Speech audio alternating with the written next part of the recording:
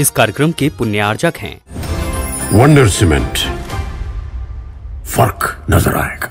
श्री अशोक श्रीमती ममता जैन सेठी जी, कोलकाता। श्री दिगंबर जैन दिव्योदय अतिशय तीर्थ क्षेत्र सम्मेदगिरी, जिला जबलपुर, मध्य प्रदेश। दिव्योदय अतिशय तीर्थ की 1008 तीर्थ संरक्षक श्रृंखला में संरक्षक बनकर पुण्यार्जन करें। संपर्क सूत्र 8348049763 9085221008 9085331008 9085441008। दिव्योदय तीर्थ क्षेत्र से जुड़ने के लिए QR कोड स्कैन करें।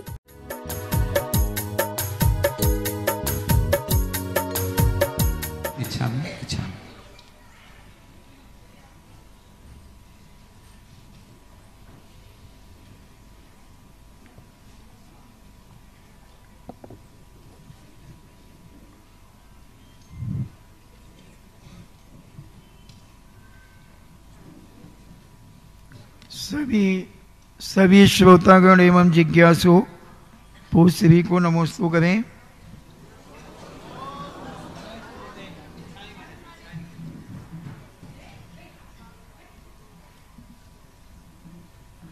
अशोक जैन सागर से पूछते हैं, महाराज जी संक्लेश का क्या अर्थ होता है, इसे समझाने की कृपा करें। क्लेश का अर्थ होता है अपने परिणामों को एक ऐसे कार्यों में उलझा देना जो अहितकारी है। क्लेश कलुषता का प्रतीक है, कालिमा का प्रतीक है। यानी ऐसे अच्छी तरह समीचीन रूप से का अर्थ है अच्छी तरह से क्लेश करना, यानी आत्मा को दुखाना। अपने आत्मा को दुख पहुंचाने का नाम संक्लेश होता है। अपने आत्मा को सही मार्ग से हटाने का नाम संक्लेश होता है। अपने आत्मा को उन मार्ग की तरफ ले जाने का नाम संक्लेश होता है। ये 3 प्रकार का होता है। एक संक्लेश वह है जो प्रत्यक्ष देखा जाता है, जिसको अपन अनुभव करते हैं कि मुझे संक्लेश हो रहा है, मुझे बहुत दुख हो रहा है, मेरे साथ किसी ने ऐसा किया है, मेरे परिणाम में संक्लेश हो रहा है। एक अनुभव में आता है। एक संक्लेश वह होता है जो अनुभव में नहीं आ रहा है, लेकिन वह आत्मा को दुख पहुंचा रहा है, जिसे व्यसन कहते हैं। शराब पीता है, गुटखा खाता है, व्यसन करता है, उसमें उसके परिणामों में संक्लेश नहीं है, लेकिन अनुभव में नहीं आ रहा है, लेकिन वो भी आत्मा को दुख पहुंचाने की स्थिति में ले जा रहा है। तीसरा संक्लेश वो होता है जो मिथ्यात्व रूप होता है, जो प्रत्यक्ष रूप से तो हमें कोई दुखदायी नहीं है, लेकिन कर्मबंध की अपेक्षा से दुखदायी है। तो ये संक्लेश एक मिथ्यात्व रूप है, एक संक्लेश असंयम रूप है और एक संक्लेश अनुभव रूप है। और तीनों संक्लेशों में आत्मा का अहित होता है, आत्मा दुखी होती है। जो जो कार्य आत्मा को दुख करने वाले हों, वे परिणाम सब संक्लेश कहलाते हैं। नीलेश जैन दमोह से पूछते हैं, नमोस्तु महाराज जी, अगर किसी जीव को त्रिवेणी आयु का बंध कर लिया है और सम्यक दर्शन भी उसके पास है, तो क्या वह विकलत्व में भी जन्म ले सकता है? या किसी जीव ने त्रिवेणी आयु का बंध करने वाला सम्यक दृष्टि है, तो वह कहाँ जन्म लेगा? विकलत्व में जन्म लेगा या अन्य जगह जन्म लेगा? सम्यक दर्शन होने के बाद वो नियम से आयु बंध पहले किया है तो भोग भूमि ही जाएगा। कर्म भूमि में भी नहीं होगा, विकलत्रय का तो सवाल ही नहीं उठता। आयु बंद होने के बाद यदि सम्यक दर्शन होता है तो त्रियंच और मनुष्य ये दोनों भोग भूमि ही जाते हैं, ऐसा मानना है। इसलिए विकलत्रय में तो जन्म, वो कर्म भूमि में भी जन्म नहीं लेगा, विधेय आदि क्षेत्र में ही जन्म लेगा, क्योंकि मनुष्य से त्रियंच और मनुष्य में जाने के लिए मिथ्यात्व का होना जरूरी है। मनुष्य जब भी बनेगा वो मिथ्या दृष्टि ही बनेगा, मनुष्य त्रियंच जो बनेगा वो मिथ्या दृष्टि ही बनेगा कर्म भूमि का। अब मार्ग भोग भूमि का रास्ता खुला है कि वहाँ सम्यक दर्शन लेकर के भी जा सकता है यदि आयु का बंद कर लिया। और कौन सा सम्यक दर्शन? क्षायक सम्यक दर्शन। क्षयोपशम सम्यक दृष्टि जो है वह यदि आयु बंद कर लिया है तो जो क्षयोपशम सम्यक दर्शन तो होगा, लेकिन मरते दम छूट जाएगा।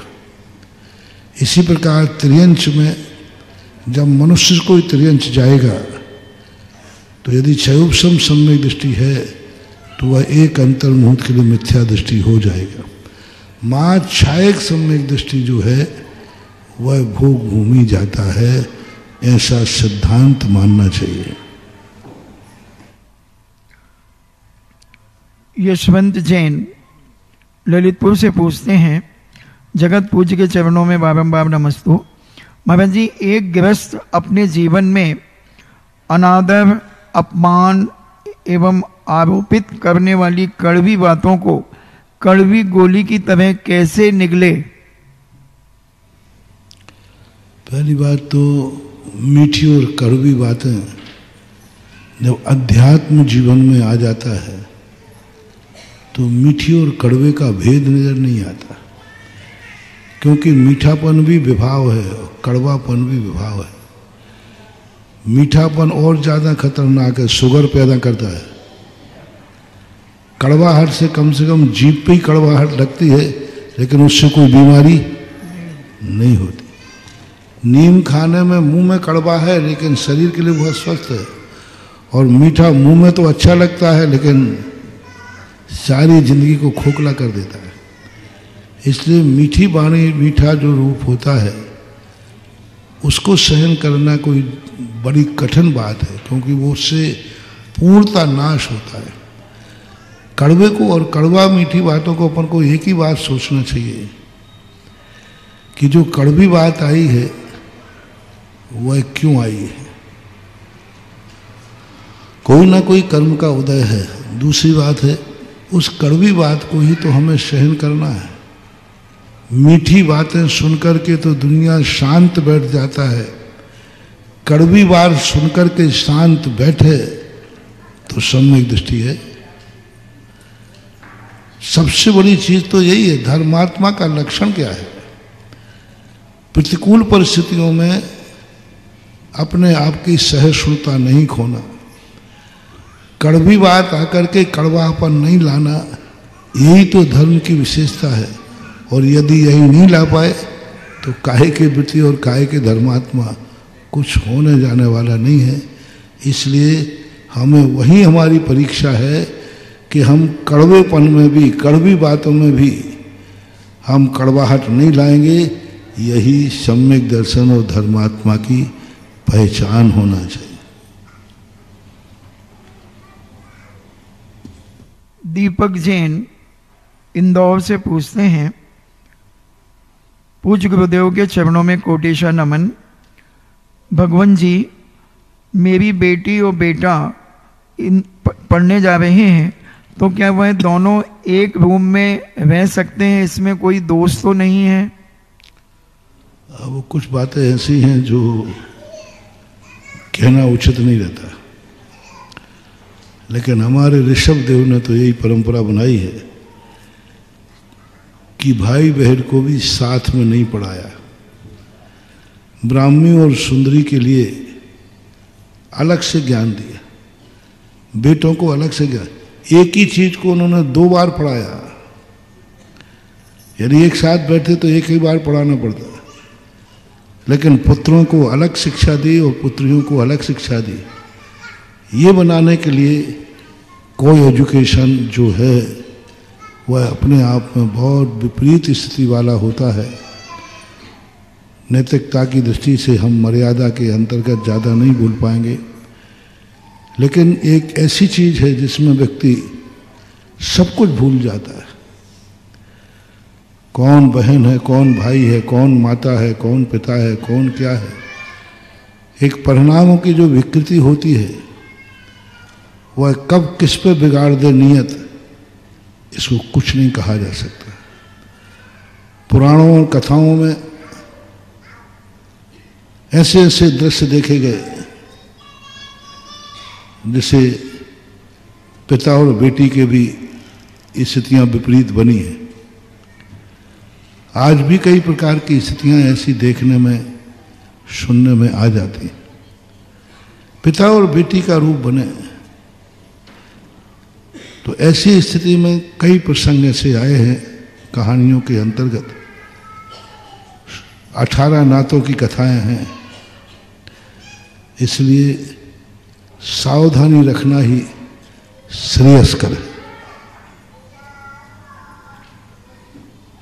अनिल जैन रहली पटना से पूछते हैं, नमोस्तु गुरुदेव, ऐसा कहते हैं कि हर वस्तु में सकारात्मक और नकारात्मक पक्ष होता है, तो क्या धर्म में भी नकारात्मक और सकारात्मक होता है? बहुत होता है। धर्म में सबसे ज्यादा नकारात्मक होता है। यदि इस धर्म में नकारात्मक शक्ति नहीं हो तो धर्मात्मा को वो अशुभ से कैसे बचाएगा? अग्नि कहा है, ध्यानाग्नि। धर्म का सबसे बड़ा रूप है ध्यान, और ध्यान का अर्थ है भस्म करना, नष्ट करना। तो नकारात्मक शक्तियां तो मोक्ष मार्ग में जरूर उपेक्षा बोलते हैं। नकारात्मक सोच है कि यह वस्तु मेरे लिए नुकसानदायक है, इसको हमें हटाना है, मुझे इससे दूर रहना है। नकारात्मक दो रूप का होता है, एक अपने आप का बचाव करना, सामने वाले का नाश करना। ये नकारात्मक गलत है। बचाव अपना कर रहा है, सामने वाले का नाश कर रहा है। और एक नकारात्मक सोच होता है कि अपने आप को बचाना, सामने वाले का नुकसान नहीं होना चाहिए। अपने आप को बचाना है, सामने वाले का कोई नुकसान नहीं हो। ये नकारात्मक सोच धर्म के पास होता है। वो धर्मात्मा को अपनी नकारात्मक शक्ति से बचाता है। ना जाने कितनी नकारात्मक शक्तियां आती हैं, और धर्म अपना नकारात्मक रूप जब धारण कर लेता है तो बड़ी बड़ी संकट भी शूली सिंहासन बन गई धर्म की नकारात्मक शक्ति से। अग्निकुंड जल नीर बन गया उस नकारात्मक शक्ति से। असंख्यात गुणी निर्जरा होती है, कर्मों का क्षय होता है। जन्म जरा मृत्यु विनाशनाय। जन्म क्या है? नकारात्मक शक्ति नहीं तो और क्या है? संसार ताप विनाशनाय, क्षुधारोग विनाशनाय, काम बाण विध्वंसनाय। ये नकारात्मक शक्तियां हैं सब।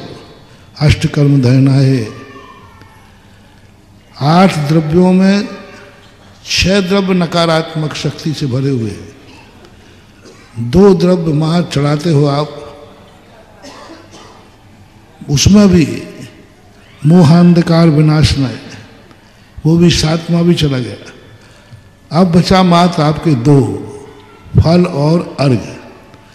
फल में नकारात्मक नहीं, मोक्ष फल प्राप्त है, अनर्घ पद प्राप्त है। बाकी 8 में से जो 7 हैं वो 7 नकारात्मक शक्ति को लिए हुए हैं। वो अपने भक्त को नकारात्मक शक्ति के माध्यम से नष्ट करते हैं, अलग करते हैं। वाइट कलर होता है।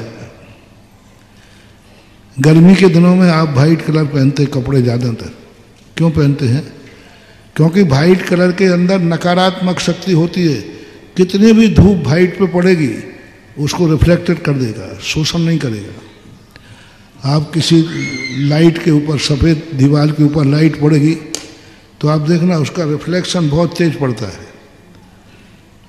वहाँ खड़े हो जाओ तो बहुत गर्मी लगेगी आपको।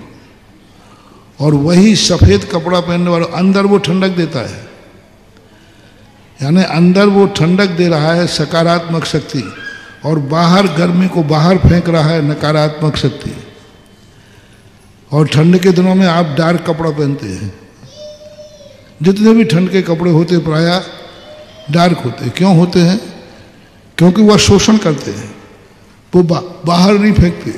जितनी भी बाहर की नकारात्मक शक्तियां हैं उनको पकड़ते हैं, ग्रहण करते हैं और ऊष्मा देते हैं। इसलिए जहाँ जहाँ शुक्लेच्छा हो, धर्म हो, वहाँ यदि नकारात्मक शक्ति नहीं होगी तो व्यक्ति धर्मात्मा की सुरक्षा नहीं कर सकता। कि धर्मात्मा की सुरक्षा तो पहरेदार के समान है जो बंदूक लेके खड़ा है। पहरेदार शस्त्र लेकर खड़ा है और शस्त्र ही बता रहा है कि अपने मालिक को बचाना नहीं है, दुश्मन को मारना है। शस्त्र से बचाया जाता है कि मारा जाता है? शस्त्र से।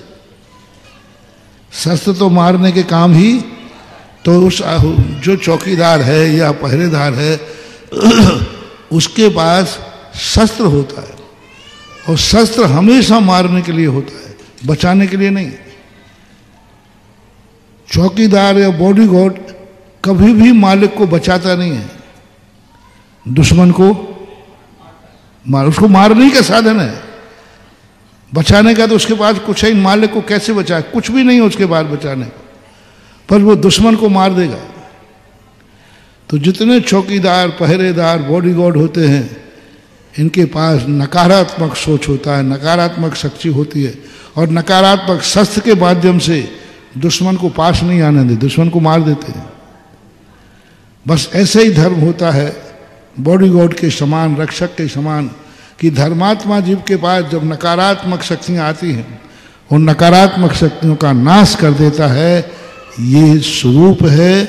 दो प्रकार के हमने जो बताए, दोनों नकारात्मकों को अलग अलग समझ लेना चाहिए।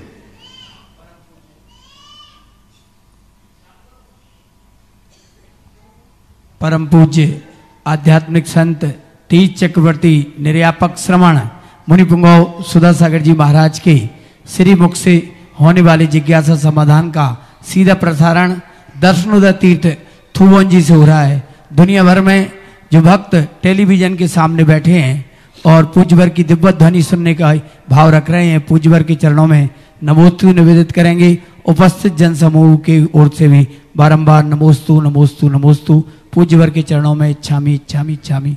प्रथम जिज्ञासा लेकर आ रहे हैं दिल्ली पुलिस कस्टम विभाग के कमिश्नर और परम गुरु भक्त आदरणीय श्री अमित कुमार जी, जो कि अपने सुपुत्र चिरंजीव शशांक का चक्रवर्ती विवाह बिटिया ऋचा से करा कर आए हैं, जो दुबई में सीए होते हुए अपनी सेवाएं दे रही हैं। परम पूज्य गुरुदेव के अनन्य भक्तों में शामिल आदरणीय श्री अमित जी भारतीय पुलिस प्रशासनिक सेवा में वर्षों से अपनी सेवाएं दे रहे हैं और पूज्य वर्ष से एक ऐसे व्रत को ग्रहण किया है, यदि देव दर्शन उस दिन नहीं हुए, उस दिन अन्न जल ग्रहण नहीं करेंगे। ये इतना बड़ा व्रत पूज्य वर्ष से उन्होंने प्राप्त किया है और वर्षों से वो अपनी सेवाएं दे रहे हैं। मैं उनसे निवेदन करूंगा अपनी जिज्ञासा रखेंगे और अगली जिज्ञासा के लिए भियादात कमेटी के अध्यक्ष के साथ पूरी भियादात कमेटी यहाँ जिज्ञासा रखेगी, श्री अनिल जी रोकड़िया और उनकी पूरी टीम। अमित जी पूरे परिवार के साथ यहाँ खड़े हो।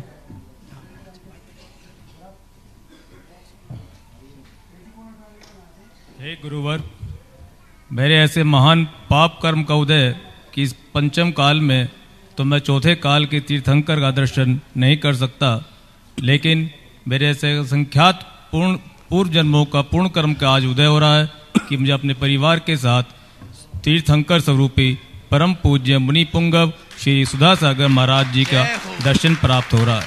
हे गुरुवर, आपको मेरे पूरे परिवार की ओर से मेरा कोटि कोटि नमोस्तु नमोस्तु नमोस्तु। हे गुरुवर, सन 2004 तक मैं अपने पद के मद में इतना लीन था कि मुझे धर्म ध्यान का कुछ मालूम ही नहीं था। मैं कभी मंदिर के दर्शन भी करने नहीं जाता था। लेकिन 2004 के बाद मुझे थोड़ा सा धर्म का ध्यान हुआ और मैंने थोड़ा बहुत धर्म ध्यान करना शुरू करा।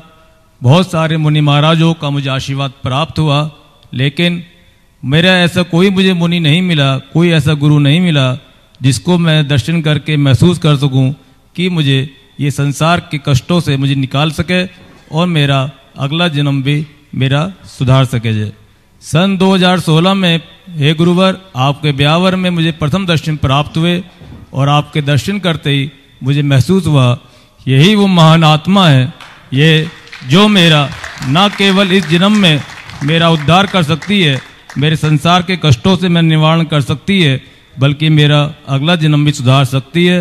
हे गुरुवर, मैंने अपने परिवार के साथ आपके श्री चरणों में श्रीफल अर्पित करके आपसे विनती की कि आप मुझे अपने भक्त के रूप में स्वीकार करें और मेरे गुरु बने। मेरा महान पूर्व कर्म का उदय रहा उस दिन कि आपने मेरी विनती स्वीकार करी और मुझे आशीर्वाद दिया। हे गुरुवर, मैंने उस दिन जब आपसे पूछा था कि आप जो है मुझे मैं बहुत दूर रहता हूँ, अगर मुझ पे कोई कष्ट आएगा तो मैं आपसे कैसे मैं आपको अपने कष्टों के बारे में बताऊं, अपना संदेशा भेजूं, तो मुझे याद है आपने कहा था केवल अमित मेरे को अपने हृदय मन में स्मरण कर लेना और मुझे नमोस्तु कर देना, मेरा आशीर्वाद तुम्हारे पास अपने आप पहुंच जाएगा।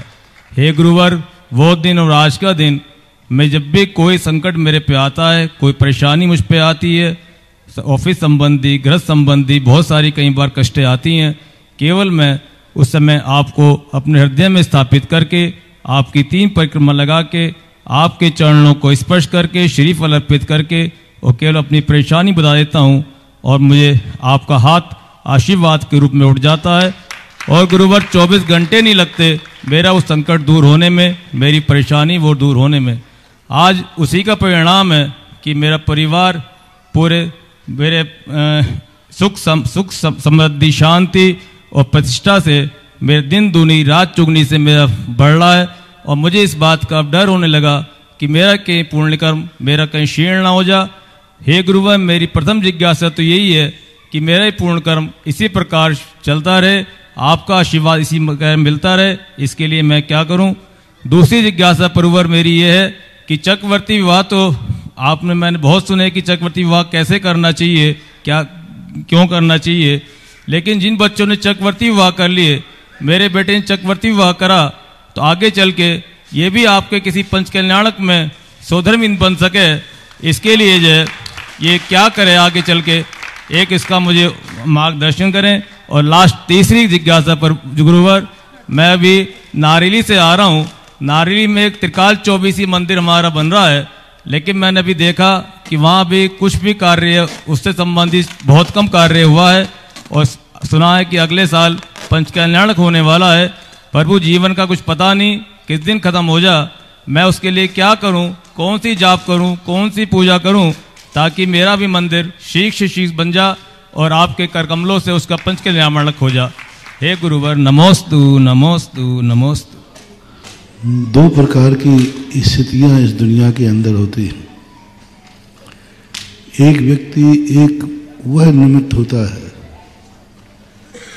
जो स्वयं साक्षात प्रकट होकर के तुम्हें सुख और शांति देता है। जैसे रोटी दूर से भूख नहीं मिटाएगी, उसको खाने के बाद ही भूख मिटती है। पानी की प्यास पानी को देखकर नहीं मिटेगी, पीने के बाद ही मिटेगी। ऐसी कितनी शक्तियां हैं जिनको ग्रहण किए बिना हम उसका सुख नहीं ले पाते। लेकिन एक अध्यात्म परमार्थ शक्ति होती है जिसको ग्रहण नहीं किया जाता, जो ग्रहण नहीं कर सकते, लेकिन उसके स्मरण मात्र से हमें वही शक्ति प्राप्त होती है जो किसी वस्तु को प्राप्त करने के बाद होती है। सूर्य कभी जमीन पर नहीं आता, लेकिन तालाब में उगने वाले कमल को आनंद का कारण बन जाता है। ऐसा ही अध्यात्म और महाशक्तियां वही हैं, क्योंकि अध्यात्म शक्तियां तुम्हारे साथ नहीं रह सकती और तुम अध्यात्म शक्तियों के साथ नहीं रह सकते, क्योंकि दोनों का मार्ग बिल्कुल विपरीत है। तुम्हारी उस मर्यादाएं, तुम्हारी वह परिस्थितियां अध्यात्म शक्तियों के निकट रहने योग्य नहीं होती, और अध्यात्म शक्ति की वो मर्यादा आपके साथ रहने के लिए अनुकूल नहीं बनती। इन दोनों के बीच में प्रकृति ने संबंध जोड़ा कि तुम्हें भगवान की जरूरत नहीं है, भगवान का नाम काफी है। भगवान तुम्हें मिल भी नहीं पाएंगे, भगवान को तुम छू भी नहीं पाओगे, भगवान तुम्हारे जीवन में आ भी नहीं पाएंगे। न भगवान तुम्हें छुएंगे, न भगवान को तुम छू सकोगे। लेकिन इन भगवान के अंदर एक शक्ति दी है जो सबसे पहले पूज्यवर समंतभद्र महाराज ने खोजा था, और उन्होंने ये खोज करके दुनिया के सामने रखी कि हे भगवान, हम क्या सोच रहे थे? हम अभी तक यही सोचते थे, हे भगवान आओ, मैं बहुत संकट में हूँ, मेरे संकट दूर करो, मैं परेशानी में हूँ, मुझे उंगली पकड़ के चलाओ, मुझे आलम्बन दो, इस संसार में डूब रहा हूँ, यही सोच रहा था। लेकिन जब पता चला कि तू तो वीतरागी है, तू तो वीतरागी है, अनंत चतुष्टय से युक्त है, तू आने वाला नहीं, तू तो उस स्थान पर जाके बैठ गया है जहां से कभी नीचे आएगा ही नहीं। काले कल्प सते पीछा गते शिवानाम न च विक्रिया लक्ष्या, तू उस स्थान पर बैठा है जो कभी आएगा ही नहीं नीचे। तू उस दशा को प्राप्त होता है, कभी अवतरित हो गई नहीं। तू उस दशा को पहुंच गया जहां मेरी आवाज भी नहीं पहुंचेगी, तू सुनेगा भी नहीं, मेरी आवाज भी तेरे पास तक नहीं पहुंच सकती, और जहां मैं हूं वहां तू आएगा नहीं, ये निश्चित हो चुका है। ऐसी दशा में मेरा आपका क्या संबंध रहेगा? तू जमीन पे आएगा नहीं, मैं आकाश में सिद्धालय पहुंचूंगा नहीं, मेरी आवाज भी नहीं पहुंचेगी और तू मेरे पास आएगा नहीं। ये दोनों की ऐसी नियत धारा निश्चित हो गई है। इसके बीच में पूज्यवर समंतभद्र महाराज ने बहुत अच्छी खोजी थी कि हे भगवान, अब मुझे चमत्कार पता चला। आप जब दुनिया में थे तब मैं समझता था कि आपसे ही मेरे संकट दूर होंगे, लेकिन आपकी महिमा बहुत अचिंत है। दो प्रकार के व्यक्ति होते हैं, आप जानते हैं, आप ईश्वर रहे हैं और हैं। तो ऐसी स्थिति में एक व्यक्ति ने कहा कि महाराज जी साहब, आप यदि थोड़ा सा उनके पास चले चले तो मेरा काम हो जाएगा। उस व्यक्ति ने कहा चलो मैं चलता हूँ, और वो गया और ऑफिस में जो भी ऑफिसर था उससे कहा काम हो गया। दूसरा भक्त दूसरा वो के पास गया जिसका नाम जिनेन था या जैन गुरु था। उन्होंने कहा महाराज जी, यदि आप थोड़ी सी मेहरबानी हो जाए तो वो ऑफिसर आपका भक्त है, आप थोड़ा सा इस फाइल को निपटा दीजिए। दिगंबर जैन गुरु और जिनेन भगवान कहते हैं जाओ, मुझे जाने की जरूरत नहीं है, मेरा नाम ले लेना, काम हो जाएगा।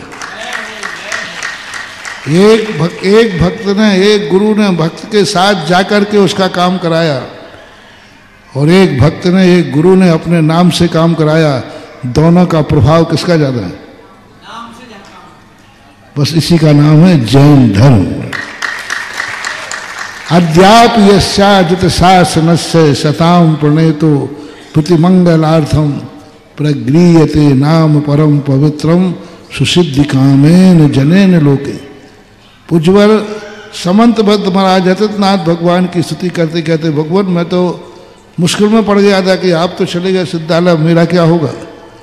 लेकिन जब मुझे पता चला आज भी लाखों करोड़ों सागरों पर्यंत व्यतीत होने के बाद भी, आज भी, अद्यापि आज भी सारी जनता भक्तजन आपका नाम लेते हैं उनके काम ऐसे हो रहे हैं जैसे आप साक्षात सामने बैठ के कर रहे हैं। शताम प्रणेतु प्रतिमंगलार्थम परिगृह्यते नाम पर पवित्रम, यानी आप चले गए, इससे कोई फर्क नहीं पड़ा है। आपका नाम मेरे पास है, आप तो आ नहीं सकते, लेकिन आपका नाम मेरे पास है। आप मेरे पास नहीं है, लेकिन आपका नाम मेरे पास है। उस नाम की इतनी बड़ी चमत्कार शक्तियां हैं कि आज भी अपन उन भगवानों का नाम लेते हैं और हमारे सारे अमंगल मंगल में बदल जाते हैं। सारी प्रतिकूलताएं अनुकूलता बदल, नाम मात्र से पूरे भक्तांबर में एक स्थान पर भी भगवान को नहीं लाया गया। पूरे भक्तांबर के अंदर भगवान की कहीं महिमा नहीं गाई गई, बस सारी महिमा उनके नाम की। तन नाम कीर्तन जलम संयत से सब, तन नाम नाग दमनी, भगवान की कहीं महिमा ही नहीं। जहां देखो वहां आया तद पाद पंकज रजोमृत, आपके चरण नहीं, आपके चरण जहां पड़े थे हमें वहां की रज मिल गई, हमारा काम हो गया। आपके चरण जहां जाना जाओ। भगवान अपने चरण ले जा सकते हैं, भगवान अपने चरणों की रज नहीं ले जा सकते। भगवान अपने चरण ले जा सकते, उनके चरण हैं, लेकिन भगवान के चरणों की रज भगवान नहीं ले जा सकते हैं। उस रज पर तो भक्त का अधिकार है और कह दिया है भगवान आप चरण आपके हैं, ले जाओ, लेकिन चरण रज में वो ताकत है जो चरणों में भी नहीं है, जो चरण रज में ताकत है। और रज पर किसका अधिकार है? भक्त का अधिकार है। तो ये एक बहुत बड़ी शक्ति होती है। जहां चरण नहीं, चरण रज जब जिसको मिल जाती है तो वह आना जाना तो एक औपचारिकता होती है। भगवान से हमें जरूरत नहीं है, हमें उनके नाम को बहुत काफी है। यदि वही हमारे जीवन में है, कहते ना हमें रास्तों की जरूरत नहीं है, तेरे निशाने मिल गए हैं। तो इस प्रकार की स्थिति बनती है। चक्रवर्ती विवाह की जहाँ तक बात है, बहुत एक आदर्श विवाह की पद्धति, ये आदर्श नहीं, ये ही विवाह था। सम्यक दृष्टि कोई भी क्रिया करेगा वो भगवान को बीच में लाएगा ही लाएगा। कोई भी क्रिया करेगा भगवान से आज्ञा के विरुद्ध कभी सम्यक दृष्टि चलते ही नहीं। कोई भी क्रिया करना है उससे भगवान की अनुमति लेके करेगा। गजब अभी पूज्यवत जिनसेन स्वामी का महापुराण देख रहा था कल के कारण से, उसमें उन्होंने गर्भाधान क्रिया करी, यानी वो बच्चे को जन्म देगा भगवान की आज्ञा लेकर के।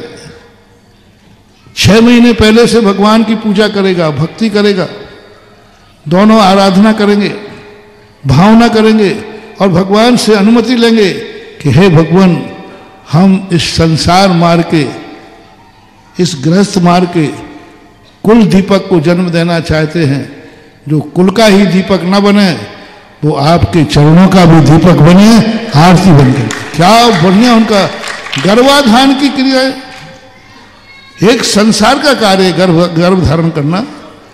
और पूज्यवत जिनसेन स्वामी महापुराण में गर्भाधान की क्रियाएं भगवान की अनुमति पूर्वक करा रहे।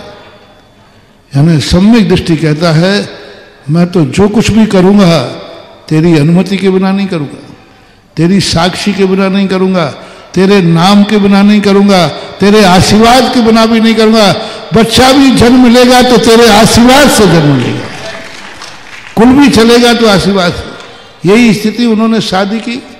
ठीक है मैं मुनि नहीं बन पा रहा हूं, लेकिन गृहस्थ भी बनूंगा तो प्रभु तेरे आशीर्वाद से, तेरी साक्षी में बनूंगा, तेरा आशीर्वाद लेकर गृहस्थी बसाऊंगा। क्योंकि मुझे गृहस्थी में नहीं फंसना है, मुझे गृहस्थी में रह करके भी तेरी सेवा और तेरी भक्ति करना। तो विवाह को उन्होंने भगवान की साक्षी कह दी। जिन प्रतिमा के सामने जो चक्रवर्ती विवाह की विधि है, आजकल तो लोगों ने शादी को विद्रूप कर दिया। शादी एक गृहस्थ की दीक्षा है। आज जिस ढंग से नाटक हो रहा है शादियों में, ये अशुभ महानुभाव, अमंगल है, बहुत अमंगल हो रहा है। फिर बाद में जाकर जिंदगी में दुखी होते हैं दोनों परेशान होते हैं, दोनों तकरारें होती हैं, दोनों के बीच में क्या क्या होता है आप सारी दुनिया तुम देख रहे हो। क्योंकि आज शादी में ही अशुभ हो रहा है, सबसे बड़ा अशुभ मंगल महिला संगीत। दूसरा, शादियों में जिस ढंग से आज गलत कार्य होते हैं, खान पान होते हैं, क्या नहीं होता शादियों में, मेरी तो सुनी सुनाई है, आप लोग तो अनुभव करते हो, देखते हो कितने गंदे। शादी जैसा पवित्र कार्य, एक गृहस्थी की दीक्षा है, एक दो अनजान व्यक्ति मिलकर के एक ऐसे रास्ते को चुन रहे हैं, उसके लिए बहुत शगुन की जरूरत है, बहुत मंगल की जरूरत है, बहुत महान पवित्र आत्माओं के आशीर्वाद की जरूरत है। वो स्वरूप जिनसे स्वामी ने विवाह के लिए किया है।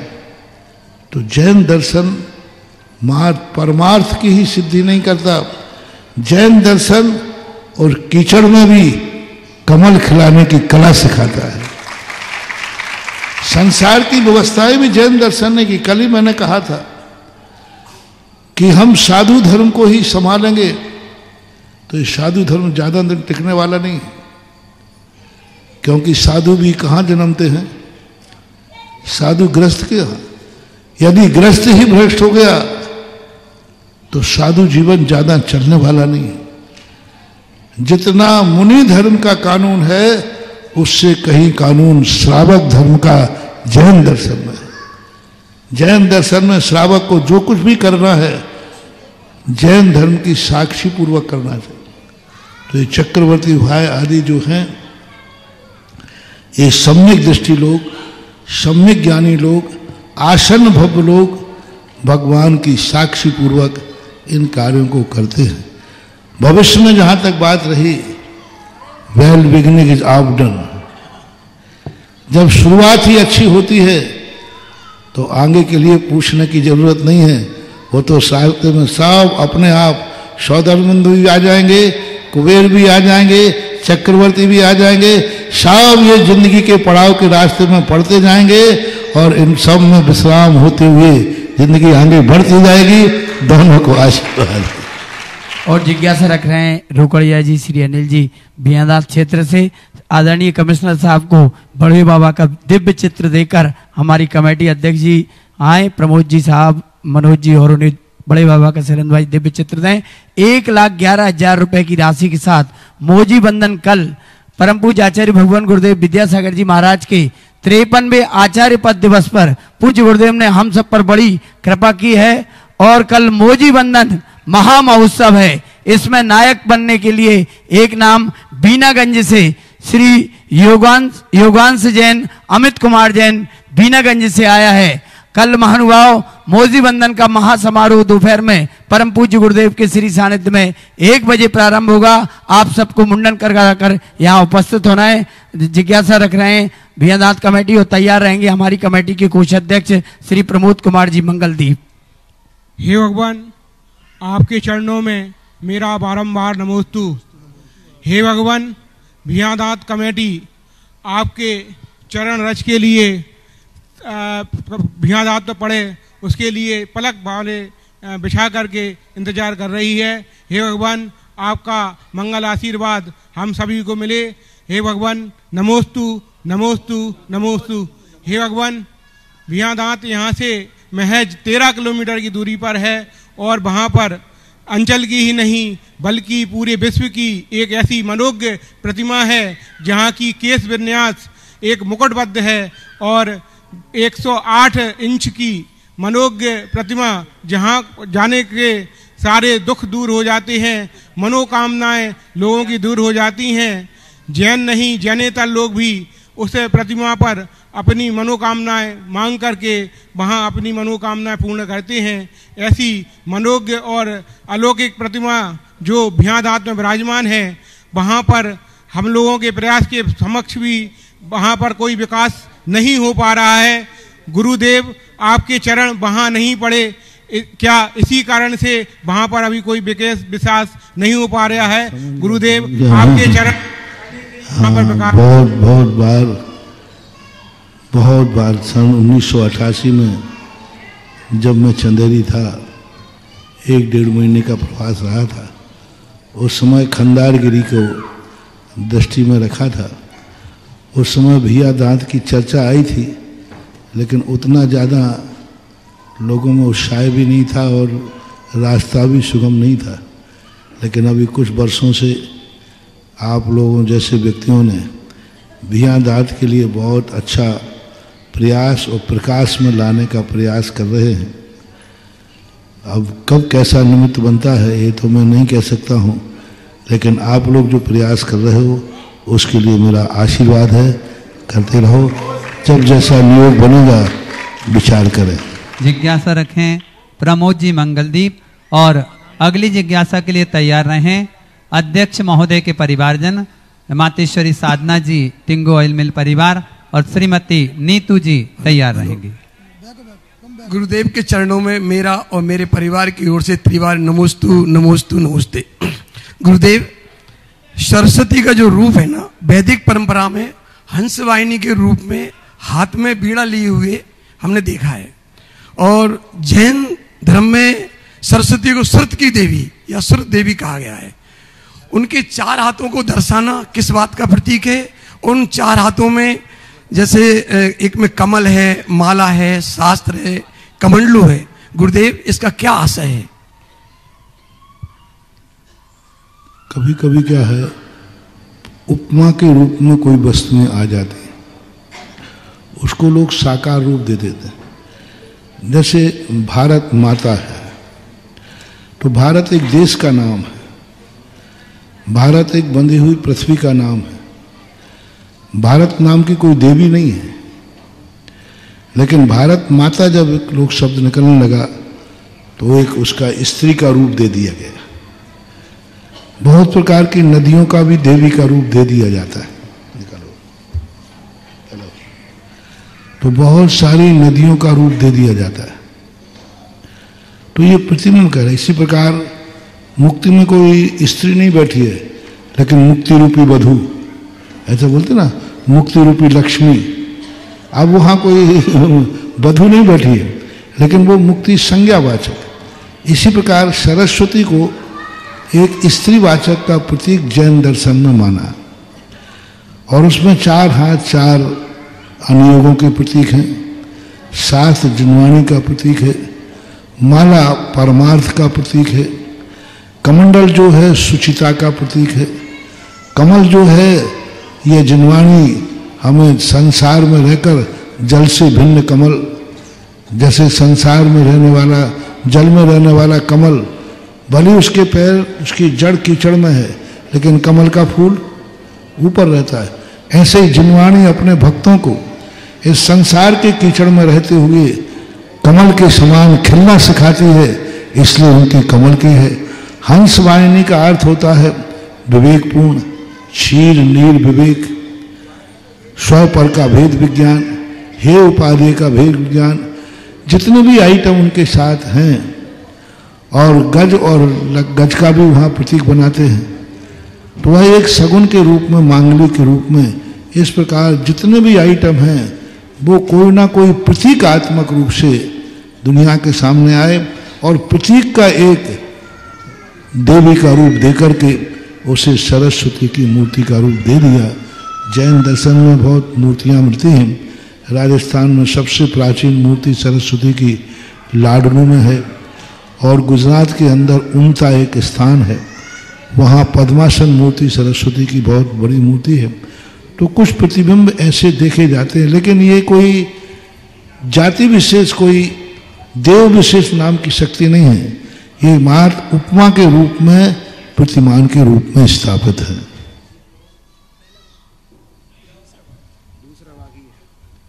जिसमें है वो, हाँ चलो प्रदीप भैया,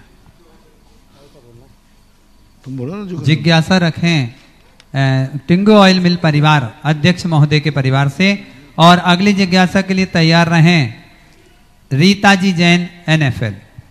मेरे के चरणों में बारंबार नमोस्तु नमोस्तु नमोस्तु, क्षुल्लक तरह के चरणों में इच्छामी इच्छामी इच्छामी, भैया जी को वंदना वंदना। आज महाराज जी इतनी प्रसन्नता है कि मतलब तीर्थ घर पे वहां तो सोचते कुटिया धन हो गई, लेकिन तीर्थ क्षेत्र की कुटिया भी आज धन हो गई महाराज जी आपके चरणों से।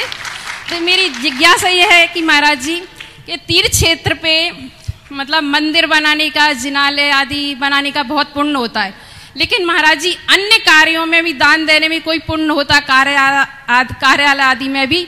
इसकी जिज्ञासा का समाधान करें महाराज जी। नमोस्तु नमोस्तु नमोस्तु। पुण्य बंद सब अच्छे कार्यों में कहीं भी करो होता है, लेकिन पुण्य दो प्रकार का होता है। एक पुण्य पुण्यानुबंधी पुण्य होता है, और एक पुण्य ऐसा होता है जो पुण्य तो होता है लेकिन वो पुण्य का बंध नहीं कराता है।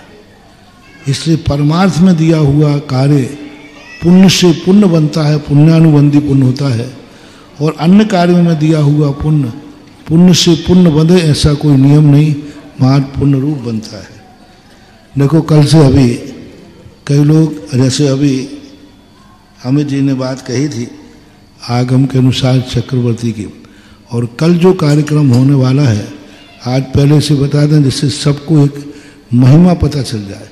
किसी चीज़ की महिमा पता चल जाती है तो लोगों के अंदर उसका पुण्य बढ़ जाता है। एक तो अज्ञान पूर्वक क्रिया करना, रूढ़ी मान के क्रिया करना, और एक आगम के अनुसार क्रिया करने में बहुत अंतर आ जाता है। देखो आदि पुराण जिनसेन स्वामी ने कल की जो क्रिया है, गर्भ से 8वें वर्ष के बालक की उपनीति, तो जो लोग कह रहे थे महाराज मेरा बालक 7 वर्ष का है, साढ़े चलेगा, गर्भ से निकालना है तो 9 महीने तो प्लस वही हो गए। तो ये है आदि पुराण अध्याय 38 अध्याय में, गर्भ से 8वें वर्ष में बालक की उपनीति, संस्कृत में है, हम हिंदी में पढ़ रहे हैं। बालक की उपनीति क्रिया की जाती है। इस क्रिया में केशों का मुंडन, अब मुंडन के संबंध में सोच लो, केशों का मुंडन। तो एक ने कहा महाराज हम मुंडन तो करा लेंगे, दाढ़ी रख सकते कि नहीं? तो पहली बात तो इसके जिसकी व्यवस्था लिखी है उस समय दाढ़ी आती ही नहीं। अब तुम बड़े हो गए हो तो दाढ़ी भी बनाना पड़ेगी, सिर भी मुंडन, अकेली मूछ की छूट दी सकते, मूछ बचा लेना।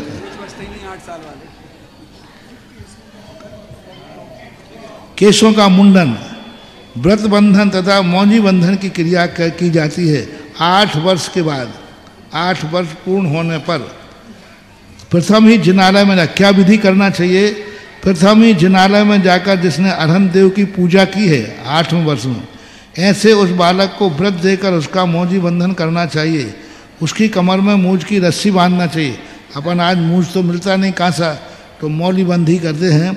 जो चोटी रखाए हुए सफ़ेद धोती, देखो सफ़ेद धोती और दुपट्टा, महाराज लिख रहे हैं, हम ही अवश्य नहीं करते आप लोग।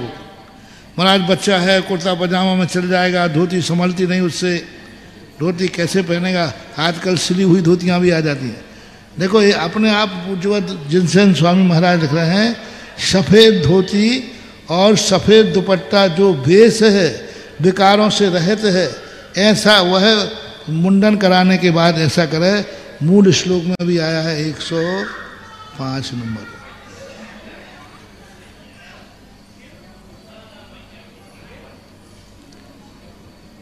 श्वेतांगु शांत वत्सः, श्वेत यानी श्वेत, अंशुक यानी वस्त्र, दुपट्टा दोनों प्रकार के रूप में ऐसा भेष धारण करता है। उस समय उसके आचरण योग भी नाम रखे जा सकते हैं।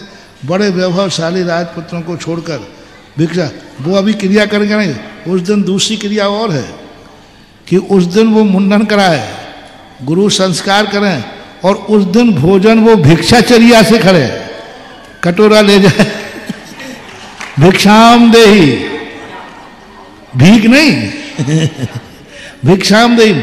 और भिक्षा में जो भोजन मिले, और उसमें ये लिखा है, मान लो दूसरे घर में नहीं गया, बड़े घर का व्यक्ति है, तो अपने घर में भी भिक्षा से खावे। अपने घर में उस दिन कटोरा लेकर के अपनी माँ के सामने कहेगा मुझे भिक्षा दीजिए, और वो भिक्षा लेकर के उसको ग्रहण करता है, ऐसा इसमें लिखा हुआ है।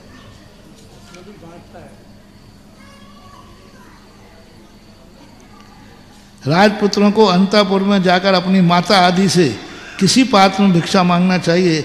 उस समय भिक्षा लेने का यह नियोग है। अब यहाँ भिक्षा क्या होगी? आप कल की भोजन की व्यवस्था यहाँ कमेटी वाली कर रहे हैं, यही उनकी भिक्षा होगी। भिक्षा में जो कुछ प्राप्त हो उसका अग्रभाग अरहंत आदि को यानी पूजा आदि में करके चढ़ा देता है। ब्रह्मचारी व्यक्ति कमर, भ्रांग, वक्षस्थल, सिर के चिन्ह को धारण करने वाला उतने समय और जब तक शादी नहीं हुई है तब तक के लिए वह संयम धारण कर लेता है, मौजी बंधन होता है। अत्यंत धुली हुई, देखो अत्यंत धुली हुई शुद्ध सफेद धोती जिसकी जंगा का चिन्ह है, यह धोती यह सूचित करती है कि अरहंत भगवान के कुल का पवित्र का और विशाल है, अरहंत भगवान का बेटा है। यानी धोती लेके कितना बड़ा रूप दिया उन्होंने, अरहंत भगवान के कुल पवित्र और विशाल है, इसके वक्षस्थल आदि पर इस प्रकार से स्वच्छ है। सिर का चिन्ह स्वच्छ, उत्कृष्ट मुंडन जो उसके मन वचन काय को मुंडन करने वाला है, सिर मुंडन, वचन मुंडन आदि को। और चिन्ह जो यज्ञोपवीत दिया है, यज्ञोपवीत का अर्थ स्वर्ण सूत्र होता था, जो ऐसा एक 16 श्रृंगारों में एक नहीं 16 श्रृंगारों में एक यज्ञोपवीत होता था सोने का, वो 7 परम स्थानों का था, 7 लड़ी वाला आगम में नहीं आया। 7 परम स्थानों का जो प्रतीक था, स्वर्ण का एक श्रृंगार जो 8 स्थानों का 16 श्रृंगारों में आता है, उसे उस दिन खाट पलंग आदि पर नहीं सोना चाहिए और इस प्रकार के वह शुद्धि कर करके दरी या चटाई पे सोता है, बस और कुछ नहीं। अब जो चक्रवर्ती विवाह इन्होंने किया, इसके संबंध में भी आज शास्त्र आ गया है। तो किसी पवित्र स्थान में देखो विवाह के योग्य आगम कैसी व्यवस्था कर रहा है आपके, तदनंतर विवाह के कुल में उत्पन्न हुई कन्या के साथ विवाह करना चाहिए, ऐसा उस पुरुष की आज्ञा वैवाहिक क्रिया कही जाती है। उत्तम आदि दिनों को सबसे पहले अच्छी तरह सिद्ध भगवान की पूजा करे, फिर तीनों अग्नियों की पूजा कर उसकी साक्षी पूर्वक विवाह संबंधी क्रिया करे।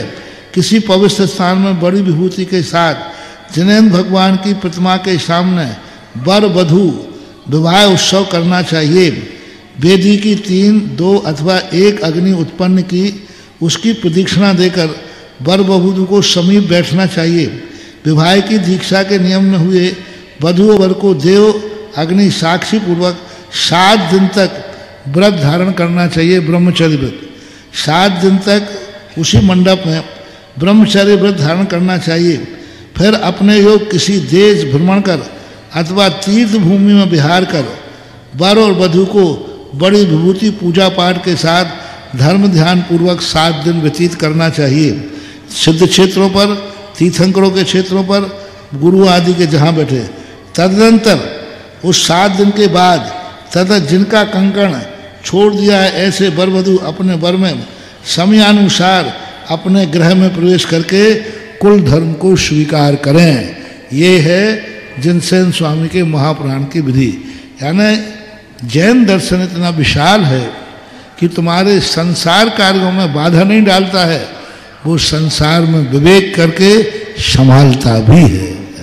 गुरुदेव, आपने जो मौजी बंधन के जो महत्व पुराणों से बताए हैं, एक प्यारा सा बच्चा गुरुदेव ये बैठा है सामने, जब इसकी गंजी हुई तो एकदम ऐसा लग रहा था जैसे चांद निकल आया हो। इसके माँ पिता दोनों उसको लेकर आए हैं और जिज्ञासा रख रहे हैं। गुरुदेव कृपया इनकी जिज्ञासा का समाधान मैं कहना चाहता हूँ, श्रीमान सौरभ, मौजी बंधन में जिन बच्चों को और ऊपर गुरुदेव के नजदीक बिठाना हो, तो जिन लोगों को भी सबसे पहले संस्कार कराना, उसकी तो बोली कल करूंगा, लेकिन कम से कम नॉर्मल 1,11,000 में मंच पर अलग से उनको एक वीआईपी व्यवस्था के साथ संस्कार करने में क्रम भी उसी क्रम से आमंत्रित करेंगे, ताकि गुरुदेव के हाथों से मंत्रोच्चारण के साथ विधि होगी। यही संस्कार आपके जीवन में आपके परिवार को माता पिता की सेवा में तत्पर रखेंगे, अन्यथा माता पिता की सेवा कौन करेगा? इसलिए बच्चों को संस्कार करना परम आवश्यक है। आचार्य श्री का 53वां आचार्य 53वां, तो वो 53 नाम हो जाए तो और अच्छी है, बहुत अच्छी है। तो 53 आचार्य का, और कल आचार्य श्री की सुबह पूजा कर लेंगे जी, गुरुदेव की पूजन भी करेंगे, फिर सुबह कर लेंगे पूजन, ठीक है। आचार्य श्री की पूजन आचार्य पदारोहण पर प्रातःकाल करके 53 दीपकों से उनकी आरती प्रातःकाल मंदिर जी में, और दोपहर में 1 बजे मौजी बंधन कार्य के लिए। और बच्चों को संस्कार नहीं करा पाओगे तो उनके माता पिता जरूर अपने जीवन में पछताएंगे। एक न एक दिन अपने ही बेटे से आप अपमानित हो सकती हैं। अगर आपको सम्मान पाना है, यही बच्चे आपको बुढ़ापे में एक लाठी का सहारा बन के देव दर्शन पूजन आदि करान में सहभागी बनेंगे। परम पूज्य गुरुदेव के चरणों में बारंबार नमोस्तु नमोस्तु नमोस्तु। त्रय छुल्लक जी के चरणों में इक्षामी इक्षामी इक्षामी। गुरुजी, इसी थोबन जी क्षेत्र पर हमने मुंडन तो बहुत देखे हैं। मेरे बेटे का प्रथम मुंडन भी जब ये हुआ था तब थोबन जी में हुआ था। और गुरुजी, आज ऐसा सौभाग्य मिल रहा है कि ऐसे क्षेत्र पर जहां पर परम पूज्य गुरुदेव के 2-2 चातुर्मास किए और उनके 53वें आचार्य पदारोहण दिवस पर ऐसा अद्भुत सौभाग्य इनको सब बच्चों को मिल रहा है कि इन्होंने मुंडन कराया। तो गुरुजी, मुंडन ऐसे बहुत देखे हैं, लेकिन इस मुंडन का क्या विशेष महत्व रहेगा गुरुजी? वो जो मुंडन कराया जाता है वो बालों को सेटिंग करने के लिए कराया जाता है, जो 1 साल 6 महीने आदि में कराते हो। ये संस्कार मुंडन कहलाता है। इसमें संस्कार दिए जाते हैं। यह जीवन के लिए मांगलिक सगुन होता है। उनके जीवन की एक ऐसी सुख समृद्धिदायक होता है जो संसार में भली रहे, लेकिन संसार में सोने के समान ये दमकते रहे। ये संस्कार वहाँ होता है, सम्यक दर्शन लाभ क्रिया का। गुरुजी, उस मुंडन में, इस मुंडन में जमीन आसमान का अंतर है। वो एक सांसारिक व्यवस्था है। इसमें संसार के साथ साथ परमार्थ का भी संस्कार होता है। गुरुजी, एक जिज्ञासा ये भी थी कि मौजी बंधन एक साधारण शहर में या कहीं भी होना और एक ऐसे अतिशय क्षेत्र पर होना, इसका भी कुछ विशेष महत्व बताइए गुरुजी। मैंने कल बता ही दिया था कि यहाँ 5 मंगल हो रहे हैं इस बार। पहला मंगल तो द्रव्य मंगल, यानी वो मौजी बंधन की क्रिया अपने आप में ही मंगल रूप है। फिर क्षेत्र मंगल, क्योंकि अतिशय क्षेत्र दर्शनोदय थोबन जी है। फिर काल मंगल, आचार्य पदारोहण समारोह का दिन है काल मंगल। भव मंगल, कि तुम ऐसे जैन कुल में जन्मे कि तुम्हें ऐसा भाव मिला। भाव मंगल, कि कल तुम्हारे इस संस्कार कराने के भाव हुए हैं, ये भाव मंगल। यानी इस बार का जो मौजी बंधन है 5 मंगलों से संपन्न होगा। नमोस्तु गुरुदेव। परम पूज्य गुरु जी के चरणों में मेरा कोटि कोटि नमोस्तु नमोस्तु नमोस्तु। त्रय छुल्लकों के चरणों में इच्छामी इच्छामी इच्छामी। भैया जी के चरणों में वंदना वंदना। दीदियों के वंदना वंदना। महाराज जी, मेरा प्रश्न है कि देवों का व्यक्तिगत शरीर होता है, लेकिन उनके हाड़ मांस नहीं होता, वो कैसा शरीर होता है? देवों का व्यक्तिगत शरीर होता है, उसमें हाड़ मांस आदि कैसा शरीर होता है? हाड़ मांस उसके शरीर नहीं होते हैं, बाकी शरीर तो होता है, आत्मा होती है। जैसे आजकल कंप्यूटराइज चलता है ना, उसमें हाड़ मांस कुछ नहीं होते, लेकिन बोलता है, चालता है, सब करता है, ऐसा माना। लता जी राजपुर, मीनू जी रोकड़िया और उनके बाद तैयार रहें मौजी बंधन में जो व्यवस्था का कार्य देख रहे हैं ऐसे समन्वय ग्रुप, और उनके साथ में टिंकल भाई सभी तैयार रहे। नमोस्तु महर्षि, नमोस्तु महर्षि। इच्छा में महर्षि, इच्छा में महर्षि। तद्भासूत तो पहले भी पढ़ते थे, जब बर्णी जी ने तद्भासूत लिखवाया तो जब एक एक अक्षर उसका लिखा तो कुछ तद्भासूत में समझ में आया कि 3रे अध्याय के 4थे अध्याय के 4थे सूत्र में 10 प्रकार के देवों का वर्णन दिया है, जिसमें लिखा है कि इंद्र होते हैं, देव होते हैं। एक इंद्र होता है बड़ा वाला जो आज्ञा देता है, एक सबसे बड़ा छोटा इंद्र होता है, इंद्र सामायिक त्रास्त संत पारिषद आदि ये सब लोग। मतलब एक इंद्र होता है, हम तपस्या करेंगे, सभी तपस्या करेंगे, सम्यक दृष्टि तपस्या करेगा, 4थे स्वर्ग जाएगा, 12वें स्वर्ग जाएगा, 16वें स्वर्ग जाएगा। लेकिन उन्हीं स्वर्गों में एक आज्ञा देगा, और दूसरा एक वो इंद्र होगा जो उनका चपरासी बनेगा, एक वो भी होगा जो वो कहेंगे कि आप जाओ और सौधर्म वो बन जाओ, ऐरावत हाथी, तो वो ऐरावत हाथी भी बनेगा महाराज जी।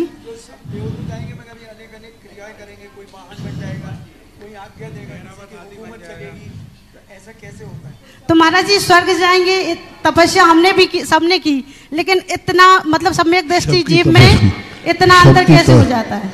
सबकी तपस्याओं में अंतर होता है। प्रशासनिक अधिकारी सब होते हैं, कमिश्नर भी प्रशासनिक अधिकारी है, कलेक्टर भी है, एसपी है, डीवाईएसपी है, तहसीलदार है। तो ये सब पोस्टें होती हैं। सब में अपने अपने पुण्य में अपनी अपनी विशेषता होती है। तप की वैरायटी अलग अलग होती, सब ने एक समान तप नहीं किया। सबके अलग अलग तप के अनुसार मरण करके उनको पद मिलते हैं। तो सबके अधिकार, जैसे कलेक्टर का अधिकार अलग है, उसके बाद तहसीलदार का अधिकार अलग है, तो सबके अधिकार अलग अलग है, लेकिन सब प्रशासनिक अधिकारी कहलाते हैं। तो जैसे यहाँ अधिकारों की व्यवस्था भिन्न भिन्न है, ऐसे ही स्वर्गों में भी अधिकारों की व्यवस्था भिन्न भिन्न है। ऐसा जिज्ञासा रखें टिंकल जी एवं समन्वय ग्रुप के समस्त साथीगण, और अगली जिज्ञासा के लिए तैयार रहें श्री दर्शनोदय कमेटी के महामंत्री श्रीमान मनोज जी। हेलो। पूज्य गुरुदेव महाश्रमण तीर्थ चक्रवर्ती के चरणों में समन्वय ग्रुप परिवार की ओर से सादर नमोस्तु नमोस्तु नमोस्तु। पूज्य गुरुदेव, हमारी जिज्ञासा है, कल जो अभूतपूर्व मौजी बंधन कार्यक्रम होने जा रहा है इतिहास का, जिसका इतिहास के समक्ष लिखा जाएगा, क्योंकि ये मौजी बंधन इतने दर्शनार्थी क्षेत्र या इतने तीर्थ क्षेत्र में होना बड़ा एक अलग ही अवसर है। सभी भारत के लोगों की जिज्ञासा है कि मौजी बंधन में जो आना चाहते हैं उनको पूर्व में क्या तैयारी करना है, वो भोजन करके या भोजन करने के पहले करा सकते हैं। कृपया जिज्ञासा समाधान करें। भोजन करके यहाँ नहीं, तो यहाँ भोजन तो सुबह से बच्चों के लिए कुछ नहीं है। भोजन भी करेंगे, नाश्ता भी करेंगे, पानी भी पिएंगे। उनका कोई उपवास वगैरह कोई व्रत मत रखने, नहीं तो उपवास करा दो, नहीं, उसमें ऐसा कोई उल्लेख नहीं। छोटे बालक हैं, बाकायदा जैसे भोजन पानी नाश्ता यहाँ आके करते हैं या करते हैं, कोई बाधा नहीं। और बीच में भी यहाँ बैठे रहेंगे तो इतना टाइम हो जाता है कि टाइम लगेगा तो भी वो उठ करके पानी आदि पी सकते हैं। पंडाल के अंदर नहीं, पंडाल के बाहर जाकर के कर सकते हैं। ऐसा कोई ऐसे विशेष नियम नहीं है जो बालकों को लेना पड़े। बालकों के वही नियम है जो अपने जैनियों के होते। गुरुदेव के चरणों में नमोस्तु।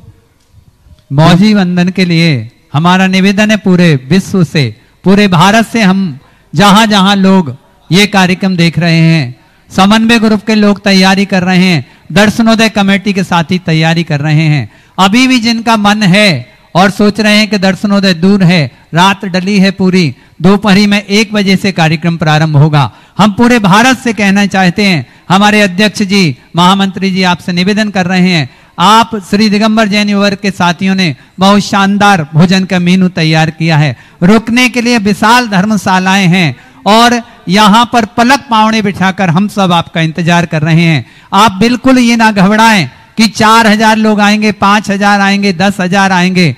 आप तो जितने बच्चे भारत में हैं सबको लेकर आ जाओ, क्योंकि गुरुदेव सुधा सागर जी महाराज एक बात कहते हैं कि कमेटियां क्या व्यवस्था बनाएंगी, संगठन क्या व्यवस्थाएं बनाएंगी। गुरुदेव सुधा सागर जी महामुनिराज के कार्यक्रमों का प्रबंधन तो ऊपर से आकर देवता किया करते हैं, इसलिए निष्फिक्र रहें, पूरे भारत से लोग आएं और इस मौजी बंधन कार्यक्रम में अपने बच्चों के भाग्य को बढ़ता हुआ देखें। जिज्ञासा रखें टिंकल भाई, और अगली जिज्ञासा मनोज जी के श्री चरणों में कोटि कोटि नमोस्तु नमोस्तु नमोस्तु। त्रय छल्लक जी के चरणों में इच्छामी इच्छामी इच्छामी।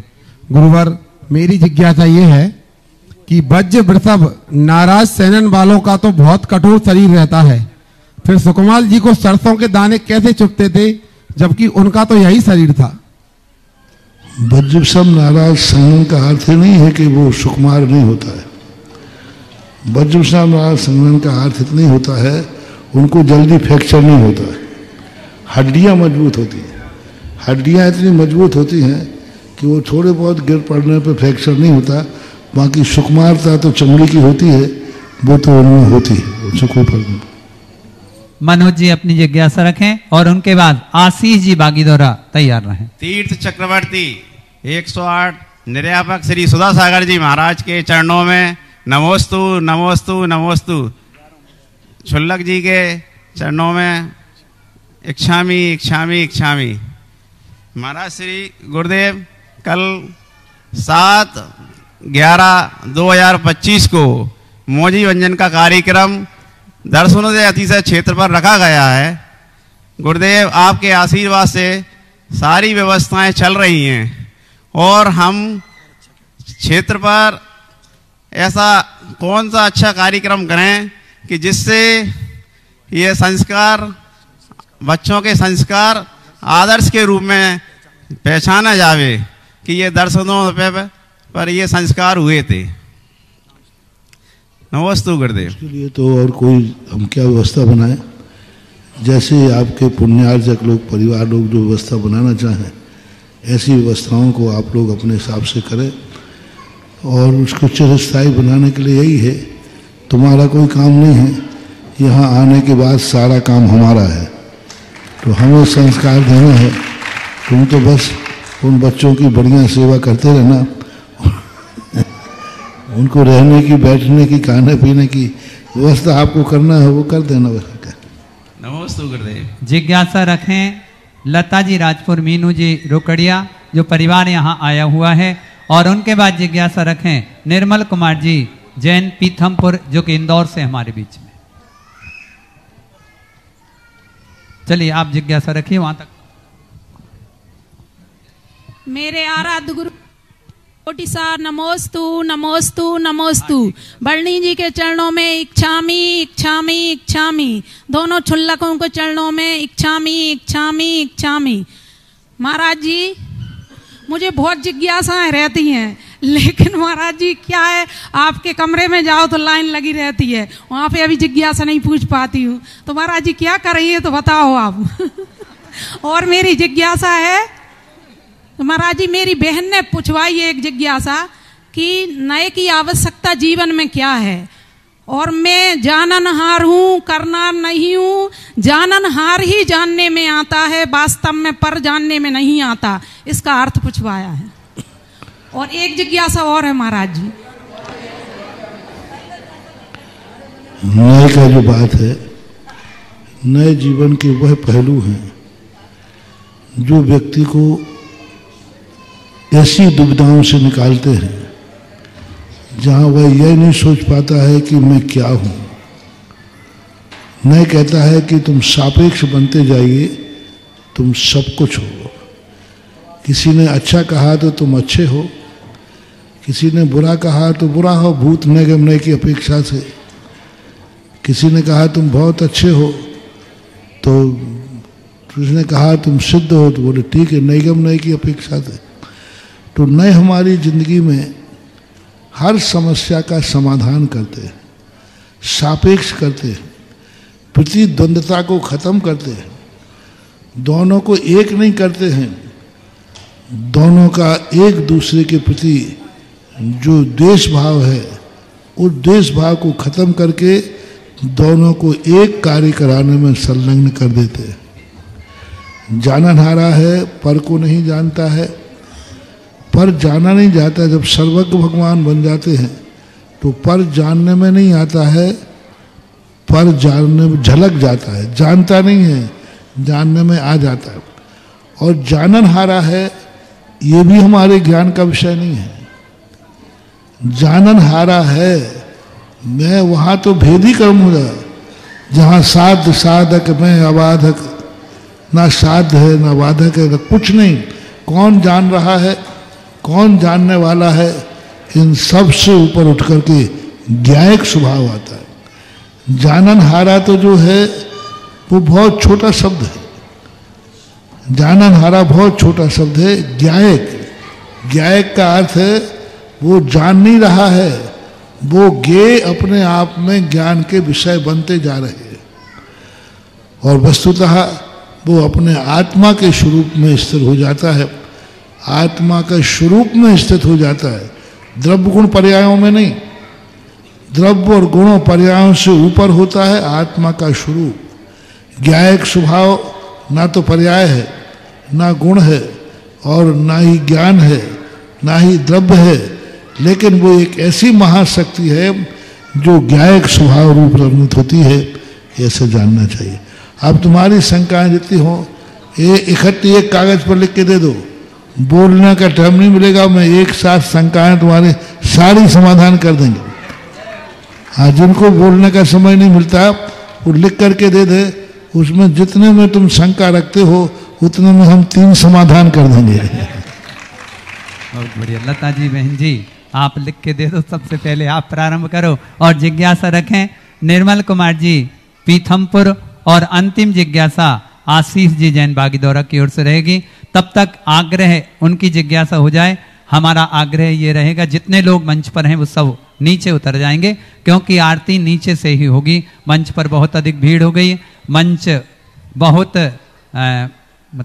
सस्पेंस उस पर है, इसलिए समझिए आप उतर जाएंगे। वर्तमान के वर्धमान के लघुनंदन शिष्य गुरुदेव सुधासागर जी महाराज के चरणों में अनंतों बार नमोस्तु नमोस्तु नमोस्तु। है गुरुदेव, आज आपके आशीर्वाद से मैं धन्य हुआ, मेरा पूरा परिवार धन्य हुआ। गुरुवर, आज आपने सुबह साप्ताहिक जो आता है मंडल, उसके लिए तो आपने वो बताया था कि सभी लोग आए अभिषेक करने और बड़े बाबा का आशीर्वाद लेने, लेकिन हम लोग बाहर से आए हुए गुरुदेव, तो हमको क्या आज्ञा है गुरुदेव? हम कैसे अपना, तुम जहाँ रहते हो जी वहीं पर जाकर के अपना मंदिर में अभिषेक करें, यही तुम्हारी रियाज है। और यहाँ कोई रिश्तेदारी है क्या? हाँ, तो बस, तो कहाँ के हैं? हाँ, तो जब भी अशोकनगर आओ तो आ जाए करो यहाँ, जब कभी कभी आ गया, और क्या है। ठीक। हाँ, कृपया जिज्ञासा समाधान का कार्यक्रम कल तक के लिए विराम को प्राप्त हुआ है। आप विराजें, सामने स्थान ग्रहण करें और मंच पर सिर्फ पुण्यार्जक परिवार उपस्थित रहें जिन्हें आरती का सौभाग्य प्राप्त हुआ है। और जितने लोग यहाँ पर खड़े हैं, बैठे हैं, यदि आप 11,000 रुपए की राशि प्रदान करके आरती अलग से करना चाहते हैं, बहुत सारे लोगों का भाव है। एक निवेदन हमारे भाई साहब कर रहे हैं, 11,000 रुपए की राशि के साथ नाम निवेदन किया है आरती के लिए श्रीमान रवि जैन, आशीष जैन, बड़जात्या परिवार। महामंत्री जी नाम लिखिए, और 2-4 नाम आरती के लिए आ सकते हैं। हमारा निवेदन, हाँ, 21,000 रुपए की राशि के साथ श्रीमान अमित जी जैन साहब, असिस्टेंट कमिश्नर महोदय, बड़े भक्त, जो दयालु प्रवृत्ति जिनकी है और प्रेम से भरे हुए हैं, ऐसे अमित जी साहब इधर आरती लेकर आइए। और भी जो लोग आरती के लिए अपने नाम देना चाहते हो, 11,000 21,000 रुपए की राशि के साथ कई लोगों का मन है, भाई ने आकर अपना नाम दिया है। आरती का दीपक ले लेंगे, जल्दी से हम तक नाम पहुंचा दें और आरती करके अपने भाग्य को उन्नत बनाएं गुरुदेव की आरती करके। चलिए आरती प्रारंभ करिए।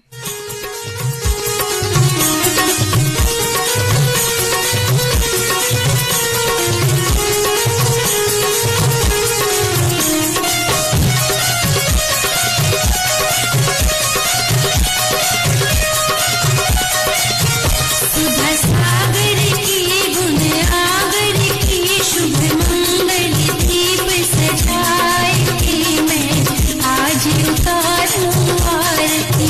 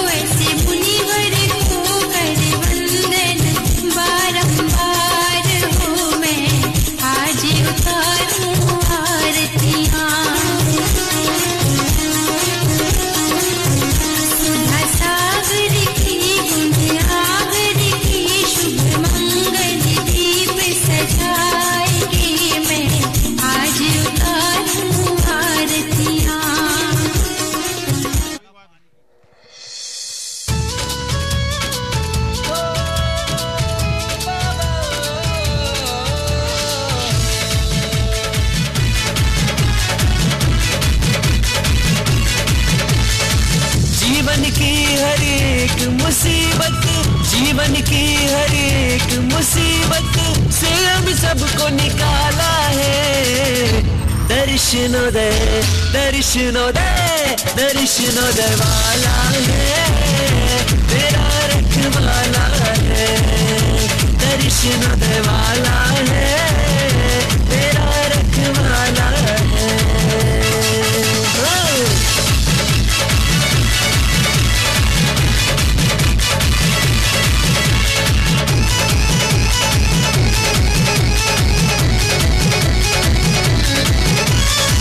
अतिशयकारी शांति छवि देखो आदिनाथ की प्यारी, दर्शन से सब कष्ट ही मिट गए, ऐसी महिमा तुम्हारी। अतिशयकारी शांति छवि देखो आदिनाथ की प्यारी, दर्शन से सब कष्ट ही मिट गए, ऐसी महिमा तुम्हारी। शांतिनाथ है शांति प्रदाता, शांतिनाथ है शांति प्रदाता, जपता जिनकी माला है।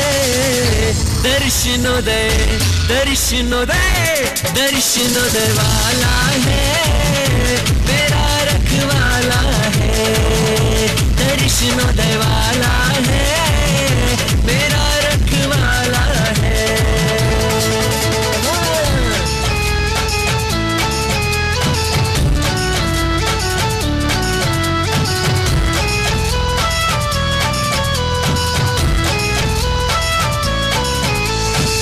अतिशयकारी श्री त्रिभुवन जी के दर्शनों को मैं तरसा, आचार्य विद्यासागर वाणी का रस यहाँ बरसा। अतिशयकारी त्रिभुवन जी के दर्शनों को मैं तरसा, आचार्य विद्यासागर वाणी का रस यहाँ बरसा। खुल गया तकदीर का मेरी, खुल गया तकदीर का मेरी, बंद हर एक ताला है। दर्शनोदय दर्शनोदय दर्शनोदय वाला है, मेरा रखवाला है। दर्शनोदय। अपने हाथों को श्रद्धा की लंबाइयां दीजिए, मुख को प्रेम से खोलिए और बोलिए नमोस्तु गुरुदेव। इस कार्यक्रम के पुण्यार्जक थे वंडर सीमेंट, फर्क नजर आएगा। श्री अशोक श्रीमती ममता जैन सेठी जी कोलकाता, श्री दिगंबर जैन दिव्योदय अतिशय तीर्थ क्षेत्र सम्मेदगिरी जिला जबलपुर मध्य प्रदेश। दिव्योदय अतिशय तीर्थ की 1008 तीर्थ संरक्षक श्रृंखला में संरक्षक बनकर पुण्यार्जन करें। संपर्क सूत्र 8348049763 9085221008 9085331008 9085441008। दिव्योदय तीर्थ क्षेत्र से जुड़ने के लिए QR कोड स्कैन करें।